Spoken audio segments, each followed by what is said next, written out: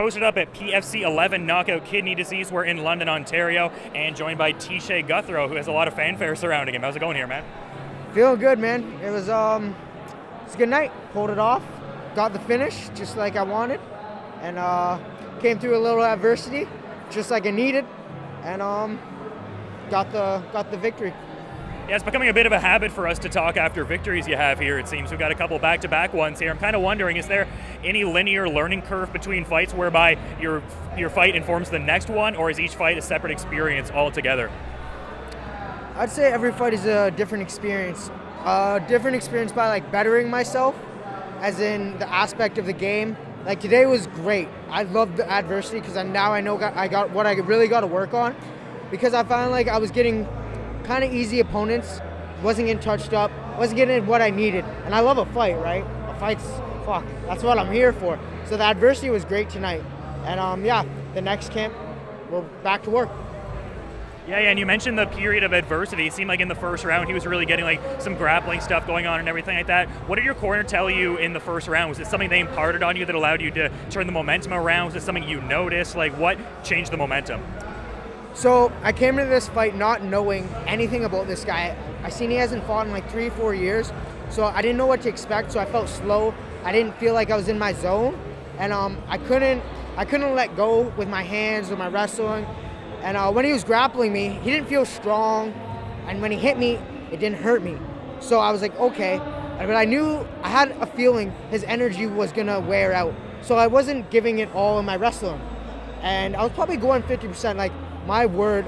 And then I thought about it throughout the fight. I'm like, okay, he's just gonna work and work and work. And as you see, he tired himself out. Second round came around, he still was working hard, but I could see it in him.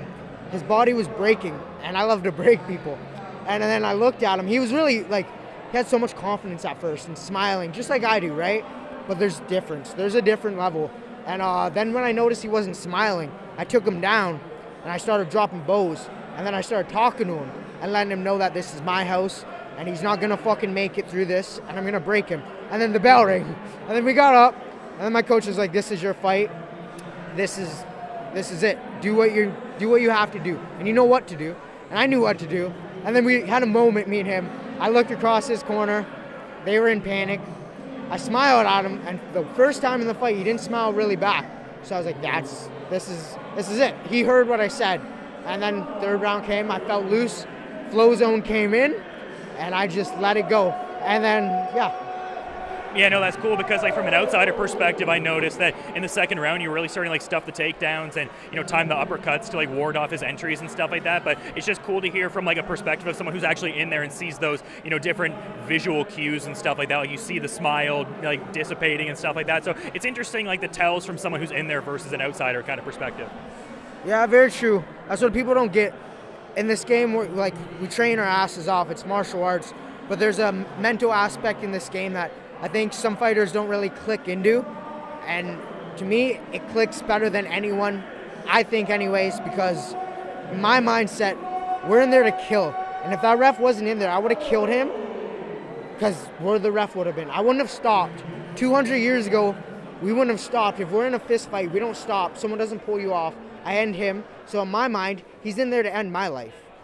And I'm not dying young. That's it, right?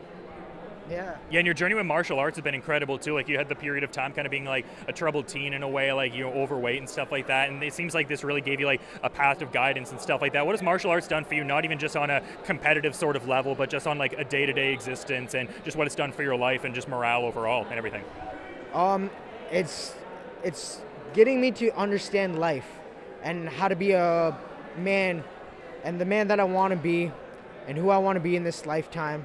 To understand like more than just fighting, more than just life, like the universe, and understanding everything and what all is like. I don't fucking know. You know what I mean? I don't know. But what I do know is this is the path I've chosen, and I'm along for the journey, and this is going to be one hell of a journey. And I don't expect to get beat up. Well, I expect to get beat up in the training room, but when it comes to a fight, I can let go. That's freedom to me. My mind just goes and I just fucking, it's fun. Yeah. Actually, talk about entering a flow state and stuff like that, and it seems like that's something I guess I'm wondering, is that maybe a credit to your amateur run and stuff like that? Because it seems like for fighters it takes a decent while to get to that flow state kind of period, but you have a tremendous amount of amateur experience before the pro run. Do you think that plays a part of it, or is it just a level of confidence you have anyway? Confidence, guarantee, but amateur, fuck. Yes, that is huge. I think every fighter should go. I have probably over like 30 to 40 amateur kickboxing fights around the world, and 8-1 as an amateur MMA fighter, and probably 6 to 7 years as an amateur, right? I started fighting, I fought my first 4 months in martial arts, but that's the thing, I was fighting on the streets and just life, right? So, born fighter, but the amateur career, that set me. I used to get my ass whooped. I'd go to different countries, whew, get lit up. But thank the guy after too. I'm like, shit, man, that was your next level. I understand. I got to understand people and why they do this and who they are. It's more than just doing it, right? It's understanding people. And I knew he was gonna break. Like, I had that feeling that he was breakable. And like, there's some people that don't break, right? There's some, but yeah. And I'm wondering, because I remember around the BTC 6 time that you were kind of splitting your time between Parabellum and Niagara Top Team. Is that kind of still what you're doing right now, just sort of cross-training a little bit? This camp I really didn't do too much cross-training. We didn't go up to Parabellum too much because our gym's in full swing. But definitely next camp, I need to go back to that. The boys at Parabellum keep me on point, and the highest level of athletes there. Like, we're trying to build the exact same thing. We're trying to build together, right? Niagara Top Team and Parabellum, right? Pretty much the same, but yeah, I want to go back up to. I didn't do it as much as I wish. Like, get the rounds with Hill fought tonight, Josh Hill. I don't know how he did. I haven't been on my phone, but much respect to him. I know he fucking killed it, right? And yeah, got to get back up there because guys like that keep me on point.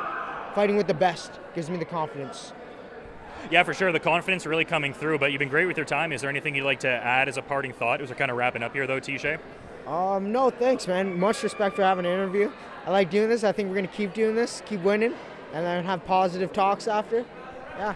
Yeah, definitely looking forward to the next time, but right here and right now, PFC 11 knockout kidney disease. It went down in London, Ontario, and yeah, just really thanks for all the time, Teshay, and best of luck with the rest of your preparations going forward, and hope you have fun celebrating the big win. Thank you, sir, man. It was a great interview.